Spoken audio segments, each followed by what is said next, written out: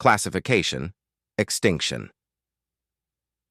The Grand Chamber of the Galactic Consortium fell silent as Director Nevik approached the podium, his four spindly arms adjusting the ceremonial robe of office. Behind him, the massive holographic display showed a small, blue-green planet spinning slowly against the backdrop of stars. Earth. Esteemed representatives! Nevik's voice resonated through the chamber where delegates from over 300 species had gathered. We have completed our standard observation protocols for planetary system KX-4729, locally known as Solar System.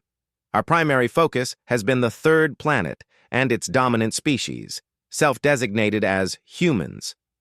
Raxon, the consortium's chief taxonomist, stepped forward. His scaled skin gleamed under the chamber's lights as he gestured with clawed hands toward the display. After 18 standard cycles of observation, we have sufficient data to issue a formal classification. Key. Assembled delegates shifted in anticipation. The consortium's classification system determined how the galactic community would interact with newly discovered intelligent species. It was the foundation of their civilization, orderly, predictable, and absolute. Based on comprehensive analysis, Raxon continued, we classify the species Homo sapiens as Class 5, terminal. Murmurs rippled through the chamber. Class 5 was rare, a designation for intelligent species deemed incapable of achieving sustainable civilization destined for self-extinction. The evidence is conclusive, Raxon gestured, causing the display to show scenes from Earth. Wars, environmental degradation, nuclear weapons tests. Despite achieving industrial technology and rudimentary space exploration, humans exhibit insurmountable developmental flaws. They are pathologically territorial, irrationally violent, and chronically unable to coordinate as a species. Mathematical models give them less than 200 solar cycles before self-annihilation. From the science delegation, a slender figure rose. Velor Ix, a respected xenobiologist with silver skin that rippled like liquid mercury, blinked her. Large oval eyes deliberately, a signal of disagreement in her culture. Director, I must register a formal objection to this classification, she said, her melodic voice carrying surprising authority. Our observation window has been insufficient. Humans demonstrate remarkable adaptability. Adaptability is not stability, Raxon interrupted. Their history is an unbroken chain of violence. They have split the atom yet still wage wars over primitive religious constructs and arbitrary geographical boundaries. Director Nevik raised a hand for silence. Your objection is noted, Scientist Velor, but the classification criteria are clear. The patterns are unmistakable. Velor persisted. May I remind the chamber that the Drovians were once considered for Class 5 classification? Today they hold seats on this very council. The Drovians never developed nuclear weapons while still fighting with primitive projectiles. Raxon countered. Humans are uniquely self-destructive. The director nodded. The classification stands. Class 5, terminal. Standard protocol dictates non-interference until extinction, followed by resource reclamation once the species has eliminated itself. An imposing figure rose from the defense delegation, General Crux of the Consortium Security Force, his exoskeletal armor clicking as he stood. Director, I propose a modification to standard protocol. Nevik tilted his head. Elaborate, General. Resource surveys indicate that Earth contains exceptionally high concentrations of rare minerals and biological diversity. The standard wait, time for self-extinction, could be centuries. I propose an accelerated timeline. Velor stood again. That would violate our most fundamental laws. We observe. We do not interfere with evolutionary processes. We would merely be hastening the inevitable, Crux said smoothly. A small push toward what their own models predict. The resources could immediately benefit thousands of worthy species rather than being squandered in human conflicts. Chamber erupted in debate. Director Nevik eventually raised all four arms for silence. This is an unusual proposal, but not without precedent for Class 5 species. We will put it to a vote. The massive view screen shifted to display a voting interface. Those in favor of accelerated timeline for Earth? Velor watched in dismay. As the vote tally climbed, species after species signaled their approval. The motion passes, Nevik announced. General Crux, you are authorized to implement the Accelerated Terminal Species Protocol. The Chamber will reconvene when the operation is complete. As the assembly dispersed, Velor hurried to intercept the director. This is a catastrophic mistake, she insisted. Our observations have been superficial. We've hardly begun to understand humans. Director Nevik regarded her with what passed for sympathy in his species. Your passion for primitive species is commendable, Scientist Velor, but the consortium's decision is final. Prepare your research team to document the process. It will be valuable data for future classifications. Admiral Helena Chen stared at the massive object that had appeared in lunar orbit 12 hours ago, violating every known law of physics. Earth's combined sensors had detected absolutely nothing until it simply materialized. Still no response. To communications, she asked? No, Admiral, her communications officer replied. We've tried every frequency, every possible encoding scheme. They're receiving, but not answering. The view screen in the United Earth Defense Force headquarters showed the alien vessel, if that's what it was. Shaped like an elongated diamond, it measured approximately 20 kilometers from end to end. It had made no aggressive moves, but its mere presence had thrown Earth into chaos. What about the smaller objects? Still descending, ma'am. Trajectory analysis shows they'll establish positions in the upper atmosphere, evenly spaced around the planet. About 500 of them in total. Chen's terminal beeped. A priority message from the hastily assembled Global Response Council. All nations have pledged cooperation. For what it's worth, we've achieved world peace through shared panic. She almost smiled at that. Humanity had been fractured as always, but nothing united people like an existential threat. The view screen flickered, then displayed a humanoid figure with silver-gray skin and 4 arms. It's his voice came through in perfect English. People of Earth, I am General Crux of the Galactic Consortium. Your species has been classified as terminal, incapable of achieving lasting civilization. Rather than allowing you to continue your slow self-destruction, the consortium has voted to accelerate your natural extinction process. This is not punishment, but mercy. The process will be swift and painless. Your world's resources will benefit worthy civilizations. You have 6 hours to make peace with your existence. The transmission ended. In the shocked silence that followed, Chen's training took over. Get me every head of state, every military commander, now! Velor watched the transmission with horror from her research vessel. She had requested permission to observe the process from close range, ostensibly for scientific documentation. In reality, she wanted to witness the crime her civilization was committing, to bear witness, if nothing else. What she hadn't expected was General Crux's direct announcement to the humans. This violated multiple consortium protocols. Terminal species were supposed to be eased painlessly into extinction, not terrorized first. She activated her direct link to consortium command. This is Scientist Velor. I must speak with Director Nevik immediately. After several minutes, Nevik's image appeared. Your report is premature, Scientist.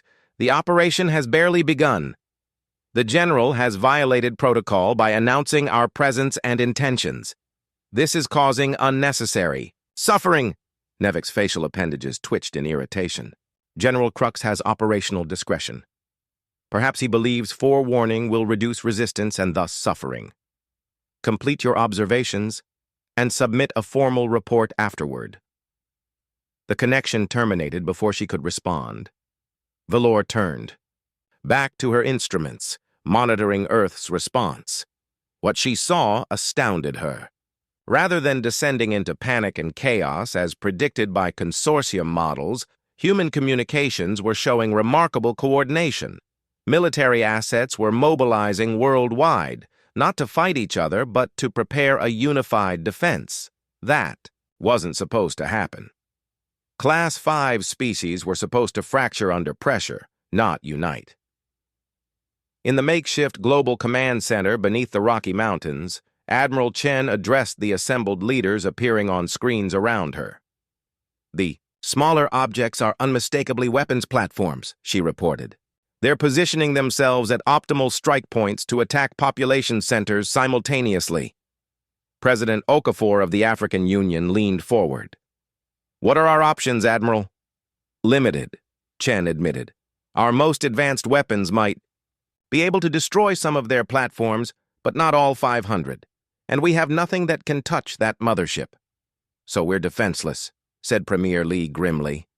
"Not entirely," Chen pulled up a schematic. 3 years ago, we completed the Prometheus Array, a network of orbital energy collectors intended for power generation. They can be repurposed as directed energy weapons. The output won't match alien technology, but it gives us something. "How much damage can we inflict?" asked President Rodriguez. "Enough to make them notice," Chen replied honestly.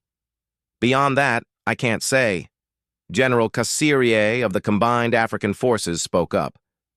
"We need to buy time. These aliens expect us to be disorganized, fighting among ourselves. Let's use that." "What do you propose?" Chen asked. "A response that confuses them, unified but unpredictable." General Crux watched the primitive global communication networks with mild interest. As expected, there was confusion, religious fervor, and fear. But something else caught his attention, something troubling. "Analysis," he commanded. "Why are their military forces not engaging in predicted territorial conflicts?" His adjutant, Lieutenant Marek, studied the data. "Unknown, General. They appear to be coordinating." Crux dismissed the concern. "Minor anomaly. Prepare the atmospheric platforms for simultaneous discharge. We'll make this quick and merciful as promised." "General," interrupted the communications. "Officer, we're receiving a transmission from the planet. Multiple sources, same message." "Display it." The screen showed different human faces, one after another, each speaking a single sentence in their respective languages before switching to the next person. The translation matrix provided meaning. "We, the people of Earth, acknowledge your technological superiority. We recognize we cannot match your weapons. However, we reject your classification and your authority. We choose our own destiny.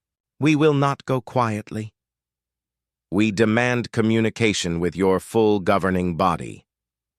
You have 1 Earth hour to respond, or we will demonstrate that your assessment was incomplete." The message ended with an image of the planet Earth, intact and defiant. Crux laughed, a harsh grating sound. "Remarkable. They actually believe they have leverage." He turned to his weapons officer. "Begin the extinction protocol immediately. Let's not prolong this." "Yes, General." The officer activated the command sequence. 500 orbital platforms began powering up their extinction fields, weapons designed to painlessly stop the neural functions of all complex life forms within their radius. Nothing happened. "Report," Crux demanded. "The platforms are active, but something is interfering with the field generation, some kind of energy disruption from the surface." On the tactical display, dozens of points on Earth's surface lit up simultaneously. "Primitive. Directed energy weapons targeting the platforms with surprising accuracy." "Impossible," breathed Mrek. "Their weapons shouldn't be capable of this precision." Crux's communicator chimed, a priority signal from the consortium. Director Nevik's face appeared, his expression severe. "General, our monitors indicate the extinction protocol has been initiated ahead of schedule and without final authorization." "A minor acceleration, Director." These primitives were showing unexpected resistance. I deemed it prudent to proceed quickly. And yet, you appear to be encountering difficulties with a species you classified as helplessly primitive, Nevik observed dryly. Scientist Velor has submitted some concerning observations about human response patterns. The Council requests that you stand down until a more thorough analysis can be performed. Crux's pride flared. With respect, Director, my battle group is more than capable of handling any primitive resistance. This is a minor technical issue. As if in answer, alarms blared across the command center. The tactical display showed multiple small objects rising from Earth's surface. Crude missiles, but in numbers far greater than anticipated. Their targeting capabilities should not be this advanced, Mrek muttered. It's as if they've adapted to our shielding frequencies already. Impossible. Crux snarled. Destroy those projectiles! Defense systems engaged, but the missiles kept coming. Thousands of them from every corner of the planet. Most were intercepted, but some got through, detonating against the mothership's shields. The impacts did negligible damage, but sent a clear message. These primitives were not behaving according to their classification. Velor's voice came through on an emergency channel. General Crux, I've completed preliminary analysis of human response patterns. They're demonstrating unprecedented adaptive capabilities. The classification must be reconsidered immediately. Crux cut the transmission. Intensify the attack. Target their launch facilities first. As his orders were carried out, a new message came through. From Earth. Admiral Chen's face appeared on screen. This is Admiral Helena Chen of the United Earth Defense Force. Your classification of our species was premature. We offered you the chance to reconsider. Now we'll show you why. The transmission ended, and immediately the tactical display lit up with warnings. Somehow, the primitives had managed to repurpose orbital satellites to focus electromagnetic pulses on the atmospheric platforms. One by one, the platforms began failing. General, Murek's voice was strained. They're adapting faster than our models predicted possible. They've already reverse-engineered aspects of our shielding technology. For the first time, Crux felt a flicker of uncertainty. Something was very wrong with this supposedly terminal species. Velor watched in astonishment as human resistance intensified. They were improvising tactics that should have been beyond their capabilities, adapting technologies in real time, and most importantly, acting with a level of global coordination that directly contradicted their classification. Extinction status, she sent another urgent message to the Consortium Council. Request immediate classification review. Human adaptive capacity exceeds all established parameters for Class 5 species. Recommend full withdrawal pending comprehensive reassessment. As she waited for a response, she monitored communications between human military forces. Their tactics were evolving by the minute, each failure immediately analyzed and adapted from. It was as if the entire species had suddenly accelerated their cognitive processes. This wasn't just unexpected, it was unprecedented. Her communication panel lit up. Director Nevik himself was responding. Your assessment has been noted, Scientist Velor. The Council is convening an emergency session. Preliminary consensus suggests a critical error in our classification protocols. You are hereby authorized to establish direct communication with human leadership as scientific liaison. Velor's hearts raced with vindication and anxiety. And General Crux has been ordered to stand down and withdraw all offensive platforms immediately, Nevik said grimly. Though I fear the damage may already be done. Velor prepared her communication systems. The Consortium had never admitted such a fundamental classification error before. What had begun as routine extinction might end up rewriting galactic policy. And somewhere on that blue planet below, billions of supposedly doomed humans were demonstrating why underestimating a species could be the greatest scientific sin of all. Reclassification required. General Crux stood rigidly before the emergency session of the Galactic Consortium Council, all four of his arms fixed in the formal position of accountability. The massive chamber, usually filled with diplomatic murmurs and political maneuvering, now held a tense silence. On the central display, footage of human resistance played in a continuous loop. Primitive missiles intercepting advanced extinction platforms, jury-rigged energy weapons disrupting consortium fields, and most disturbingly, evidence of humans already reverse engineering captured consortium technology. "Explain yourself, General." Director Nevik's voice was cold as space itself. "How did a supposedly terminal species manage to neutralize 40% of your extinction platforms within 6 hours? Crux's exoskeleton stiffened. "Director, the humans employed tactics outside all predicted parameters. They sacrificed population centers to protect technological assets, coordinated globally despite having no unified government, and demonstrated adaptive capabilities that should be impossible for their developmental stage. In other words," interjected Councillor Zex of the Imprezi Federation, their gelatinous form pulsing with agitation, "your assessment was catastrophically wrong." Raxon, the chief taxonomist who had championed the terminal classification, shifted uncomfortably. "The data supported our conclusion. Their history showed consistent patterns of self-destruction. They were centuries away from achieving unified, planetary governance. Their primitive conflicts were endemic. And yet," Valor spoke from her position at the science station, "when faced with external threat, they achieved in hours what your models claimed would take centuries." Her silver skin rippled with suppressed emotion. "The classification system itself has failed." The chamber erupted in voices, each species communicating in their native manner, some audible, others through light patterns, chemical signals, or electromagnetic pulses. The translation matrix struggled to keep pace with the chaos. Director Nevik raised all four arms for silence. "The situation on Earth continues to deteriorate. General Crux's battle group is now on the defensive, and we have confirmed reports that humans have successfully captured intact consortium technology. Scientist Velor, your analysis?" Velor's image appeared on the main display, transmitted from her research vessel still in Earth orbit. "The speed of human adaptation defies all established models.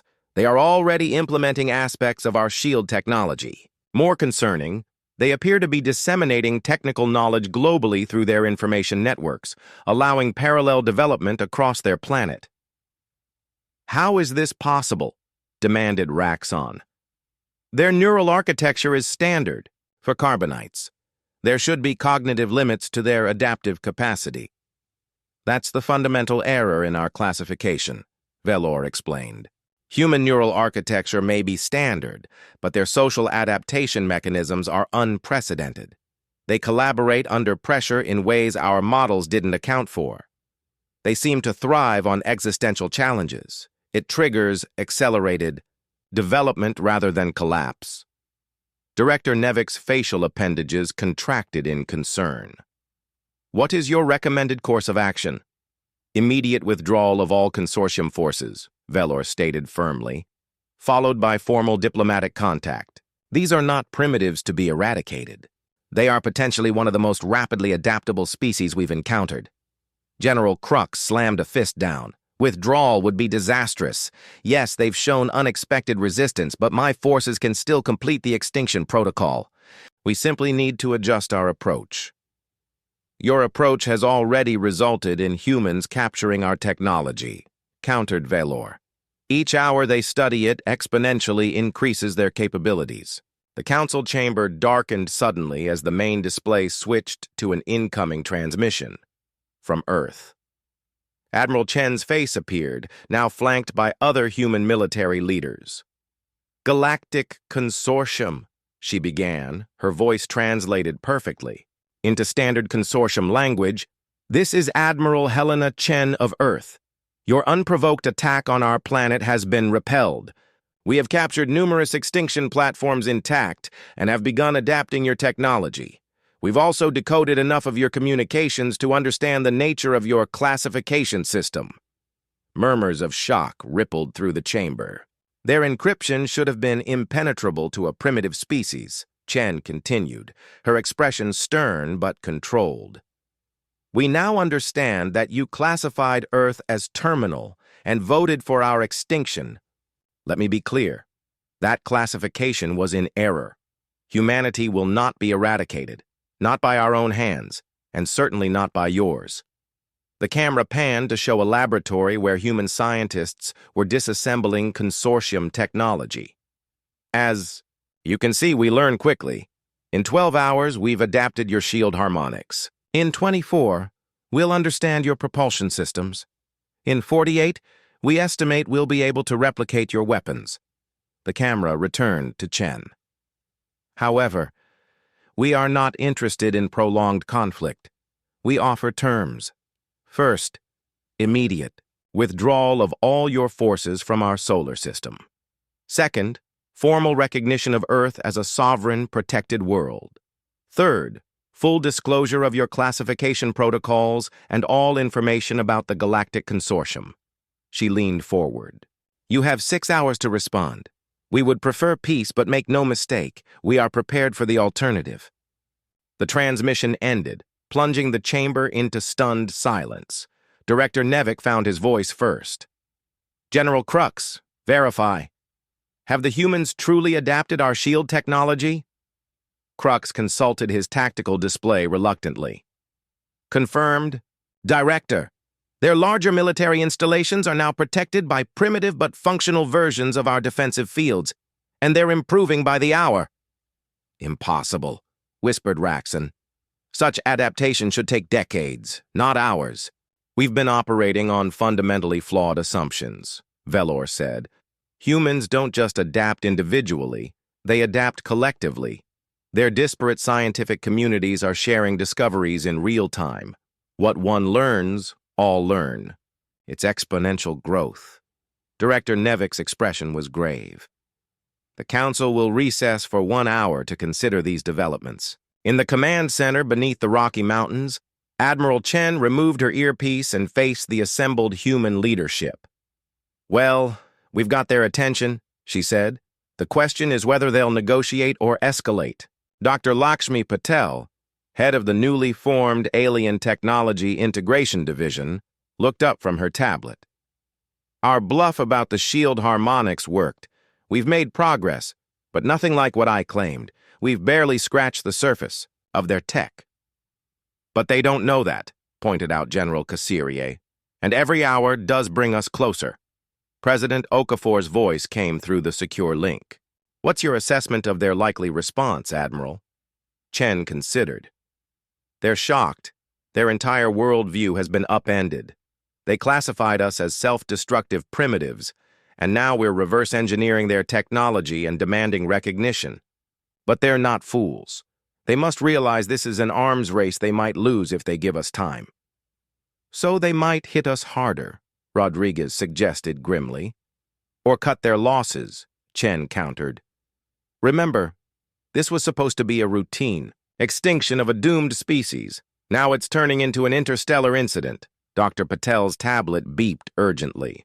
Admiral, we're detecting unusual activity from the smaller alien vessel, the one that remained in Earth orbit while the others attacked. Hostile? No, Patel looked puzzled. It's broadcasting on all frequencies. A simple text message in multiple Earth languages. The message appeared on the main screen. Request direct communication. Scientific liaison Velernheim. Peaceful intent. Chen and the others exchanged glances. Could be a trap, Cassiria warned. Or our first real chance at dialogue, Chen replied. Let's find out. Velor waited anxiously as her transmission was acknowledged. To her surprise, the response came quickly, coordinates for a direct communication channel. As the connection established, she found herself face-to-face with Admiral Chen and several other humans.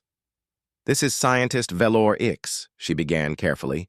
I wish to speak freely outside official consortium channels. Chen's expression remained neutral. We're listening, The consortium gravely misjudged your species, Valor said. I tried to prevent the extinction order but was overruled.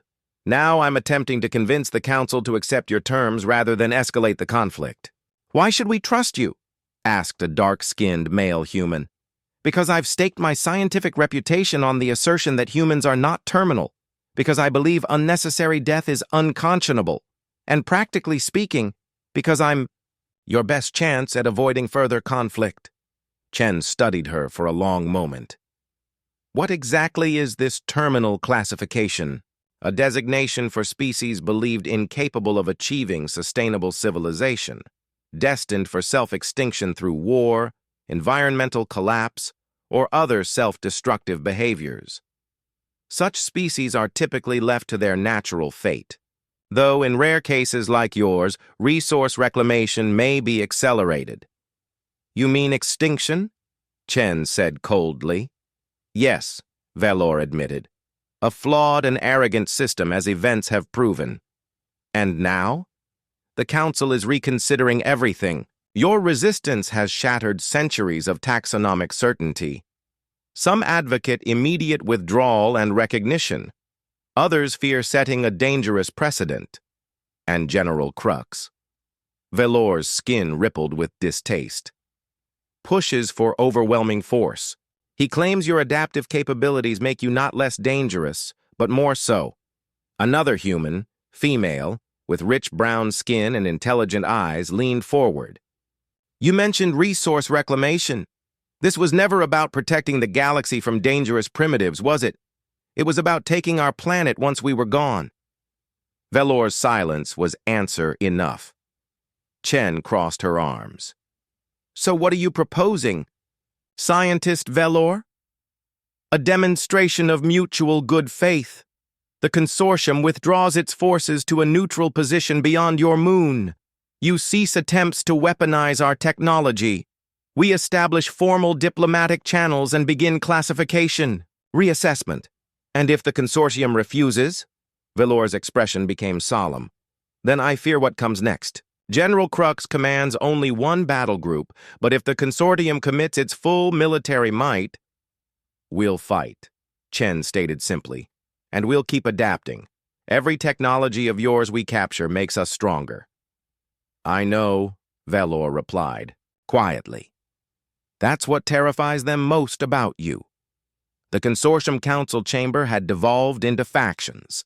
On one side, led by General Crux and supported by species with military or resource interests, advocates for immediate, overwhelming force. On the other, a growing coalition arguing for withdrawal and reassessment. Director Nevik struggled to maintain order. The human deadline approaches. We must reach consensus. The only consensus needed is to crush this insolence now, Crux insisted. Every moment we delay, they grow stronger. They've already adapted aspects of our technology in hours that took other species generations to develop. Precisely why escalation is foolish, countered Counselor Telix of the Aglari sphere. If they can adapt this quickly to our current technology, what happens when we deploy more advanced systems? We'll merely be providing them with better templates to copy.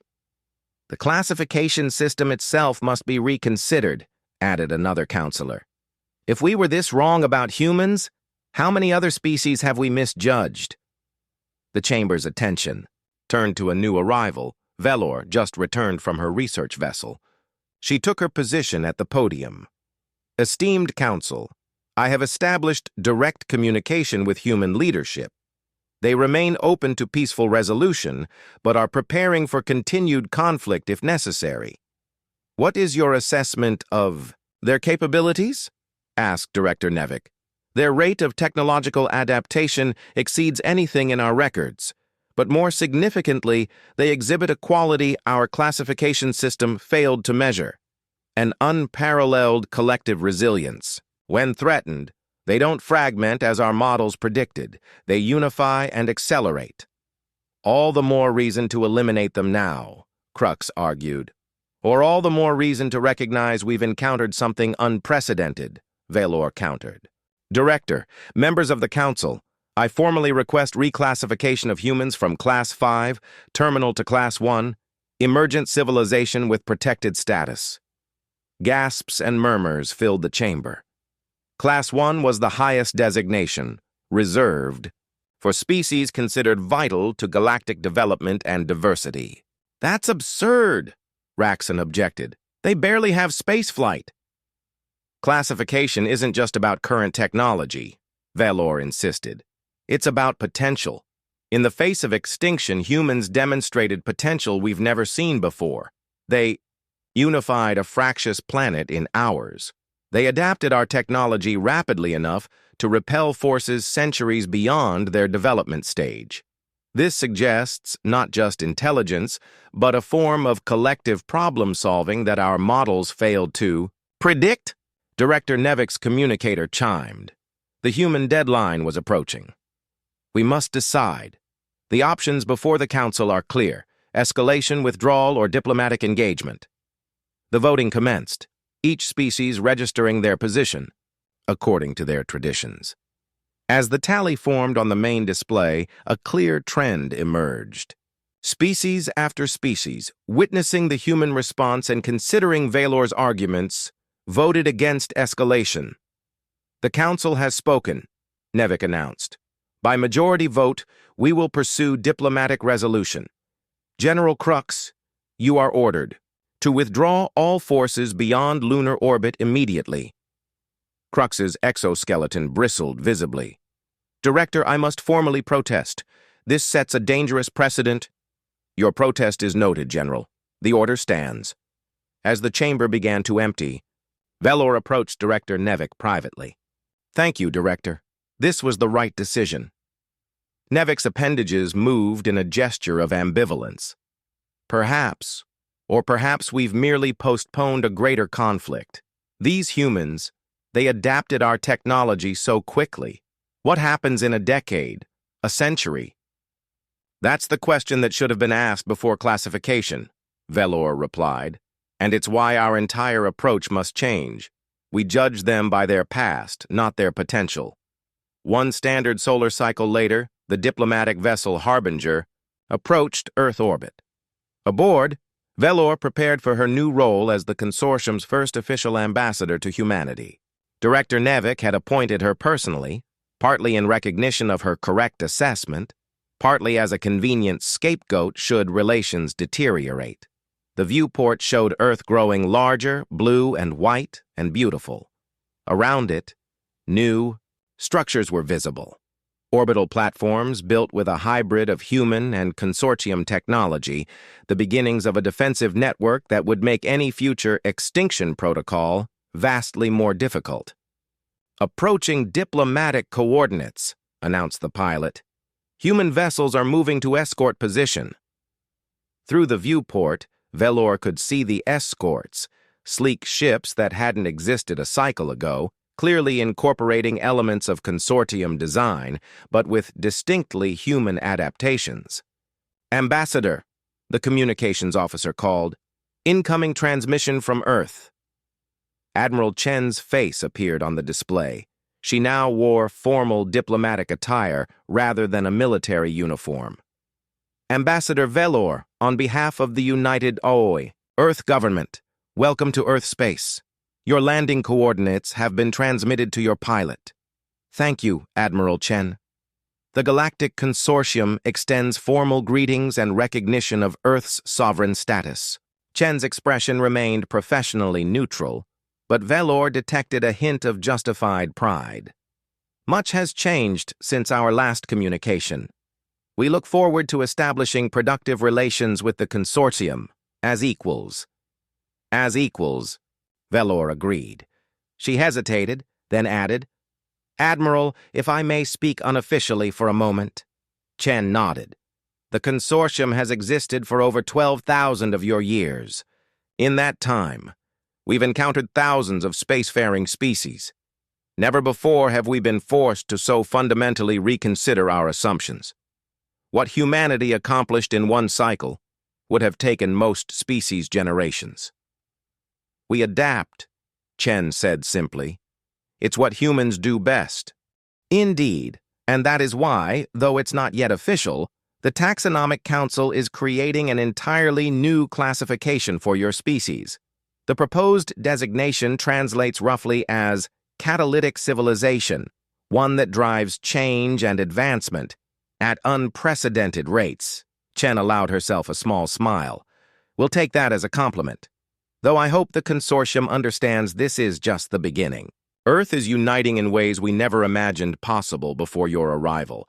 Our technology advances daily, and we're very, very motivated to ensure no one ever threatens our existence again. It was both a statement of fact and a gentle warning. Velor nodded in acknowledgement. The landing shuttle is ready, Ambassador, her aide informed her. As Velor prepared to descend to the planet whose extinction she had helped prevent, she reflected on the profound changes one cycle had brought. The consortium, for millennia, the unchallenged arbiter of galactic civilization, now faced a species that defied its fundamental assumptions. The classification system, once considered infallible, was being completely restructured. And somewhere, in the consortium archives, Earth's file had been permanently updated. Previous classification, terminal, destined for extinction. Current classification, catalytic. Approach with caution and respect. The humans had a saying she'd discovered. In her research, one that seemed particularly apt for the situation the consortium had created for itself.